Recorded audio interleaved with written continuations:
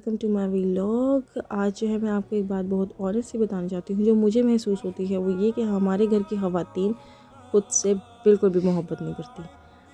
क्यों? बस पूरा दिन काम करती रहती हैं और अपने लिए बिल्कुल भी टाइम नहीं निकालती हैं। आई अंडरस्टैंड बहुत ज़्यादा मुश्किल होता है, लेकिन भाई एक बात आपने सुनी होगी, जान है तो जहान है। और अगर आपकी सेहत नहीं है ना तो आप कुछ भी नहीं कर सकते। लग्जरी तो बाद में आती है, एंजॉयमेंट तो बाद में आती है, आप अपने फ़राइज़ भी पूरे नहीं कर सकते। तो सबसे पहले अपना ख़्याल रखें।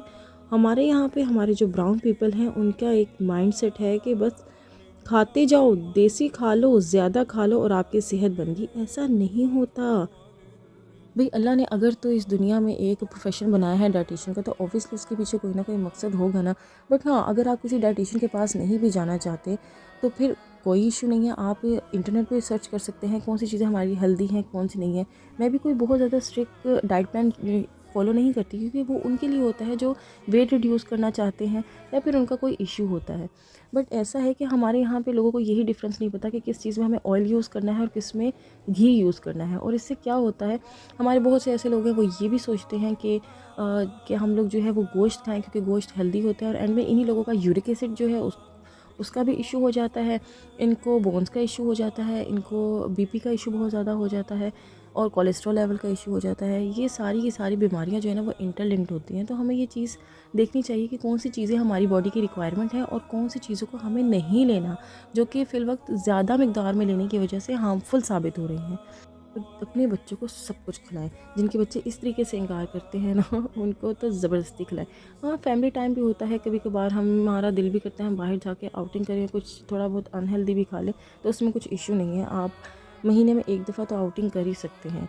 और बच्चे जहाँ पे हों ऑब्वियसली फिर उनका दिल भी करता है कि हम बहुत सी ऐसी चीज़ें खाएं। जैसे कि डाइट प्लान लेने वाले जो हैं वो शुगर को बिल्कुल छोड़ देते हैं, लेकिन बच्चों का दिल कैसे रह सकता है आइसक्रीम खाए बिना। तो थोड़ी बहुत तो चलती है महीने में। इसके अलावा जो एक चीज़ है जिसके ऊपर मैं ध्यान दिलाना चाहती हूँ वो ये है कि हम लोग जो है आजकल इतने ज़्यादा बिज़ी हो चुके हैं अपनी स्पेशली हमारी जो वर्किंग लेडीज़ हैं और हमारे मेल हैं, हम सुबह जाते हैं और शाम तक अपने ऑफिस में रहते हैं या अपने वर्क प्लेस पे रहते हैं। और इस तरीके से क्या होता है, जो हमारी कुदरती चीज़ें हैं ना उनसे हम दूर होते जा रहे हैं। जैसे कि सनलाइट हम लोग बिल्कुल भी नहीं ले रहे। और अब आजकल मैक्सिमम लोगों के अंदर जो है विटामिन डी की जो है वो डेफिशिएंसी पाई जाती है, और उनकी बोन्स में पेन रहना, ये सब कुछ ये इसी वजह से है, क्योंकि हम लोग जो है वो सनलाइट तो ले ही नहीं रहे, जो मेन सोर्स है विटामिन डी का। तो इसमें यह है कि हम लोगों को थोड़ा सा अपने ऊपर भी ध्यान देना है। मैं भी डेली रूटीन में थोड़ा सा टाइम निकालती हूँ जिसमें जो है मैं अपने बच्चों के साथ पार्क वगैरह जाती हूँ। वहाँ पे हम फुटबॉल खेलते हैं, डिफरेंट एक्सरसाइजेस करते हैं। और सबसे मज़े की बात है कि ये आपका ना मी टाइम होता है। इसमें सिर्फ आपकी बॉडी नहीं रिलैक्स हो रही होती है, आपका माइंड भी रिलैक्स हो रहा होता है। वो जो एक अच्छा टाइम, क्वालिटी टाइम आप अपनों के साथ गुजार रहे होते हैं ना, इसी से आपकी हेल्थ बनती है। आजकल विटामिन डी की स्पेशली जो है फीमेल्स में भी ये कमी रहती है। उसका रीज़न बेसिकली ये क्या है कि फीमेल्स में तो ज़्यादा न्यूट्रिएंट्स की कमी हो जाती है। Reason is obviously they have to give birth to the babies, और उनके जितने भी न्यूट्रिएंट्स होते हैं वो मैक्सिमम उनका जो बेबी है वो ले जाते हैं। तो हर बारी उनमें कुछ ना कोई किसी ना किसी चीज़ की डेफिशिएंसी होने लग जाती है। तो इस वजह से ही कहते हैं कि माँ को खुश रखो और हेल्दी रखो, ताकि वो आगे जो है वो अच्छे तरीके से उनके बच्चों की भी सेहत बने। तो हमेशा अपना भी ख्याल रखें, अपनी फैमिली का ख्याल रखें, और अपनी घर की फ़ीमेल्स का तो स्पेशली ख्याल रखें। तो अपने बच्चों के साथ अच्छा टाइम स्पेंड करें इसी तरह, और उनको सिखाएं, डिसिप्लिन ज़रूर सिखाएं। देखें, अल्लाह ताला ने जो एक टाइम मैनेजमेंट बनाई है ना कि ये है हमारी पूरे डे में ये बहुत हम लोगों को ना हेल्प आउट करती है। सुबह उठे, टाइम से उठे, फजर के टाइम जो हम जब उठते हैं हमारा मेटाबॉलिज्म जो है वो बहुत अच्छा रहता है। उसके बाद हम जो हमारा फ़र्स्ट मील होता है, हमारा ब्रेकफास्ट होता है, वो सबसे ज़्यादा ज़रूरी होता है। वो एक अच्छी कंजम्पशन आपकी होनी चाहिए, हेल्दी कंजम्पशन होनी चाहिए।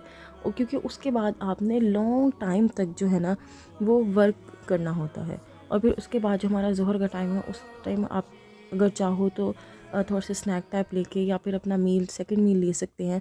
और जो हमारा ऑब्वियसली जो इस्लामिक वे है वो यही है कि सुबह का मील और शाम का मील, बट डिपेंड करता है। आप 3 टाइम मील्स भी ले सकते हैं, कोई ऐसा इशू नहीं है। अपनी लाइफ के अंदर एक तो अपना वाटर इनटेक बहुत अच्छा कर लें, और उसके साथ साथ जो है ना ग्रीन टी वगैरह लें, हेल्दी रहें और रखें। अल्लाह हाफ़िज़।